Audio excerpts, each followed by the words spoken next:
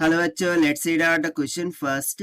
A force of 6 Newton acts on a body at rest and of mass 1 kg. During this time, the body attains a velocity of 30 meter per second. The time for which the force acts on the body is. So basically यहाँ पर question में क्या बोल रखा है कि let's suppose कि इस तरीके से कोई भी एक बॉडी है, ठीक है। लेट्स सपोज कि इस तरीके से कोई बॉडी है जिसका मास है 1 kg के बराबर। अब हम क्या कर रहे हैं, इस तरफ से 6 न्यूटन का फोर्स अप्लाई कर रहे हैं। सो इनिशियली वो रेस्ट पर था, यानी कि u will be equals to 0 होगा। और जैसे ही हमने फोर्स लगा के स्टार्ट किया तो उसमें एक एक्सेलरेशन आ जाएगा, जिसके कारण से उसकी फाइनल वेलोसिटी हो जाती है 30 मीटर पर सेकंड के इक्वल। सो हम बताना है कि कितना टाइम लग रहा होगा उसको 0 से 30 मीटर की वेलोसिटी अटेन करने के लिए। बस इतना सिंपल सा कॉन्सेप्ट हमें यहाँ पर डिस्कस करना था। सो चलिए स्टार्ट करते हैं हम सॉल्यूशन से।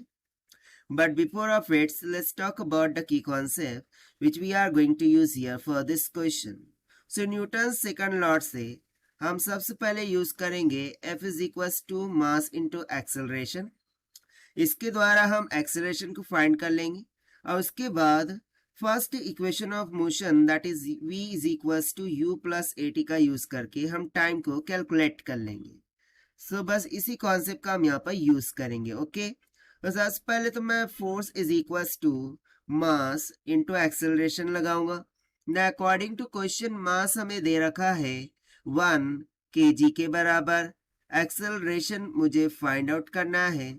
फोर्स हमें दे रखा है 6 न्यूटन के बराबर। तो यहाँ से acceleration A will be equals to F by m।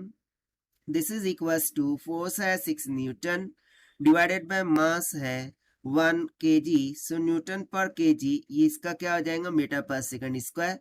यानी कि मुझे एक्सेलरेशन कितना निकल के आ गया, 6 मीटर पर सेकंड स्क्वायर के बराबर।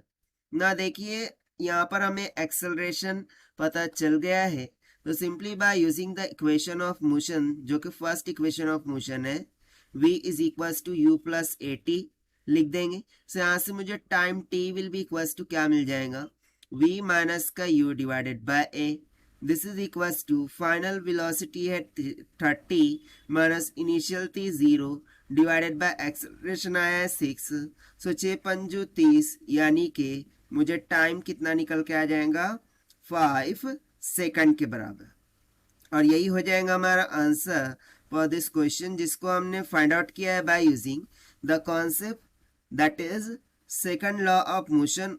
Okay, Newton's second law of motion and first equation of motion से। So this is the required solution. I hope you understood well. Best of luck. Thank you.